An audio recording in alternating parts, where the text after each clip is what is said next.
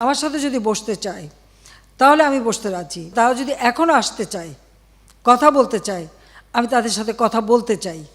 খুনির সাথে কোনো বসাবসি নাই, খুনির সাথে কোনো বসাবসি নাই।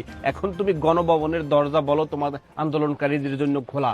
আন্দোলনকারীরা এখন রাজপথে কোটা সংস্করণের জন্য নামে নাই। হাজার হাজার শিক্ষার্থী মেরে ফেলানোর পর এখন সংগত নয় বসতে চান প্রধানমন্ত্রী শেখ হাসিনা, এবং তিনি আরো বলেন আটককৃত ছাত্রছাত্রী সহ নিরীহ মানুষদের মুক্তি দেওয়ার কথা। এই সকল বিষয় নিয়ে আমাদের জনপ্রিয় কন্টেন্ট ক্রিয়েটর কাফি ভাই যা বললেন।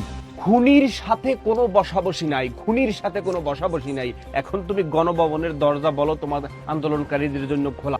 আন্দোলনকারীরা এখন রাজপথে কোটা সংস্করণের জন্য নামে নাই। স্টুডেন্টদেরকে তুমি মাইরা সেনাবাহিনীকে পর্যন্ত গুলি করতে বলছো, সেইদেরকে গুলি করতে বইলা তুমি এখন বলো গণভবনের দরজা খোলা, আন্দোলনকারীদের সাথে তুমি কথা বলবা। ওই যে আবু সাইদ থেকে মুগ্ধর মতো ট্যালেন্টেড পার্সন তুমি কি মারছো, সবগুলোকে তাজা প্রাণ দেবা। আল্লাহর কাছে দরখাস্ত করো, আল্লাহর কাছে অ্যাপ্লিকেশন করো, আল্লাহ আমি এই কটা জীবন চাই, সমস্ত তাজা প্রাণ দিয়ে তারপর তুমি কথা বলবা।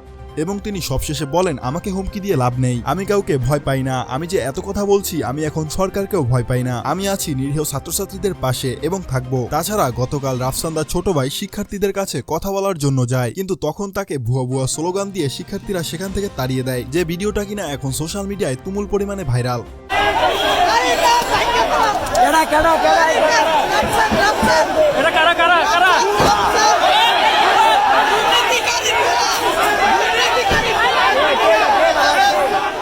তো প্রিয় দর্শক, আপনারা কাফি ভাইয়ের এরকম সাহসিকতাকে কিভাবে দেখছেন তা অবশ্যই কমেন্টে জানাবেন। ধন্যবাদ সবাইকে, আল্লাহ হাফেজ। ঈশ্বর কাঁদে, মানুষ মরে, তবু সমাজ নীরবে হাসে।